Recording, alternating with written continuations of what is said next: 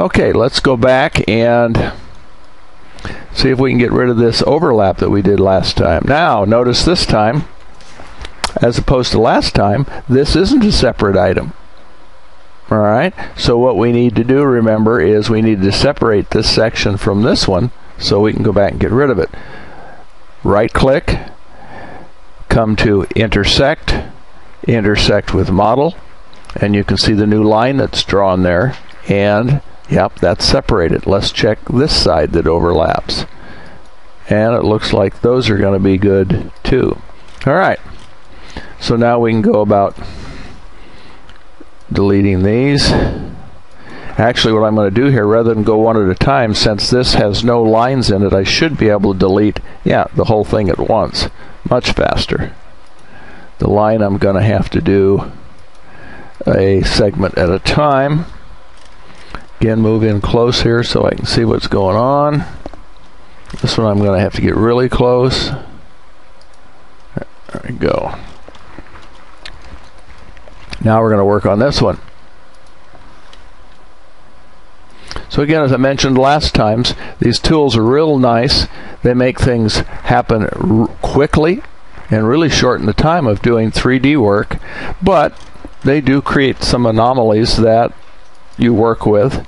But I can guarantee you, as compared to Maya or some of the other complicated high-end programs, this is still way faster and a lot less work to do a little cleanup than it is to have to do an entire model from scratch and by hand. See, I got some little pieces down here, see if I can get rid of that without making a mistake. Yep, it went. How about that? So we'll just keep cleaning up.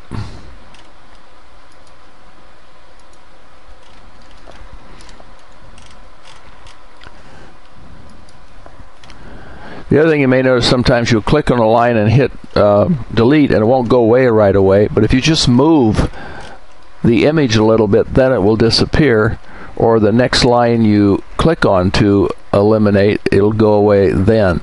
So instead of just keep clicking it, move something a little bit and see if it disappears for you. Okay, I'm going to check that whole seam. It's looking pretty good. Looks like I've got a little tail right here. Want to get rid of that. You want to get used to cleaning up each part of your model as much as you can as you go along. Otherwise, it's a tremendous task in the end to go in and try to clean everything up. Again, I want to check this first, see it's separated. Yep, it is. So let's get rid of this little one.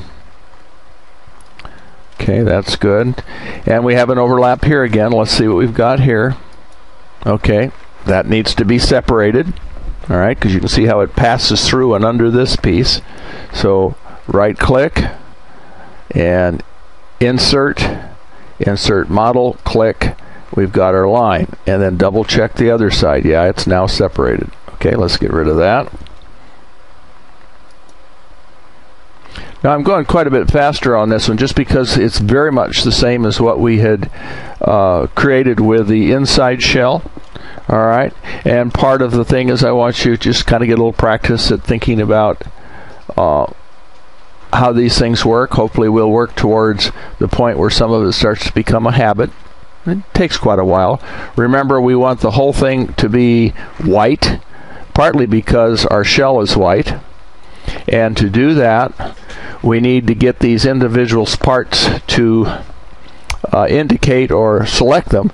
So we need to get to the point where we can, and now it's going to be right click, reverse face, left click, right click, reverse face, right click, left button, reverse, right, left, right, left.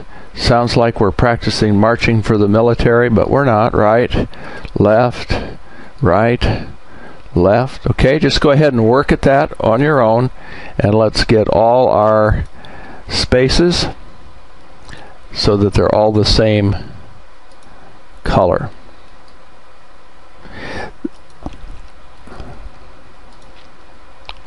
Okay, here's something that'll happen sometime. Notice how the X and Y axis jumped up to this place when that's not what I wanted to happen. It's because I got going too fast and I clicked on the wrong button. So Control Z will return it to where it is. And then watch now when I do this time. See what happens as you come down. Notice how align axis is right above reverse face. And I found it's really easy when you get going to miss that one, hit the wrong button. And once you change the axis, that changes the axis for the entire drawing. And also what it does is it gets all your shape out of square to each other. And believe me, that can cause some challenges too as you go on. There is a way to correct that and bring it back to where it's supposed to be. We'll talk about that later. Alright, so there's our shell part for the front outside shell. And what we want to do is duplicate it. So remember, I'm clicking on the outside gray area to eliminate anything that's selected. Come back and reselect it so we have the component selected. I'm going to use the move tool just as a review. This is the move tool, or the M key. Bring it down to the corner, push the left button down, hold it down, hit the control key, and you get the little plus mark, which means we've created our duplicate. Pull it out, and then anywhere within here, right click, come down to flip along, and we want to flip along green, which reverses our image. And let's come back and pull them together. Watch for the pop together. There it is.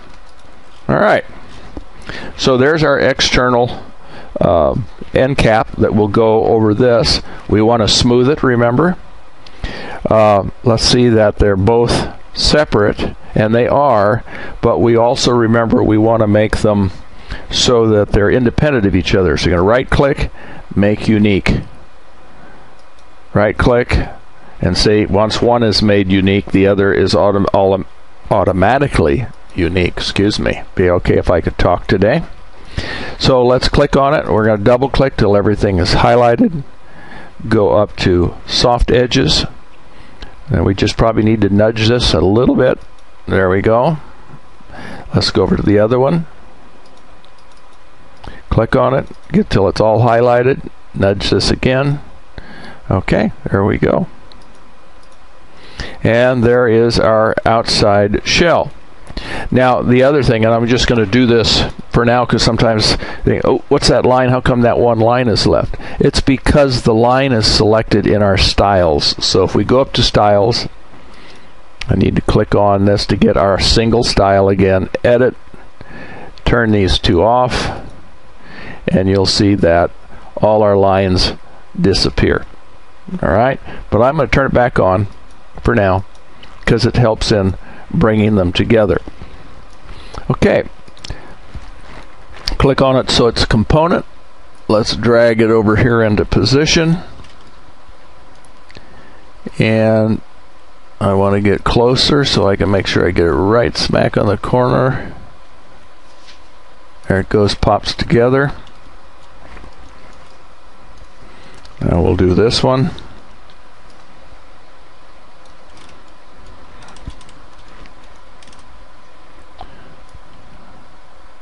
Get a little closer so I can see it pop together.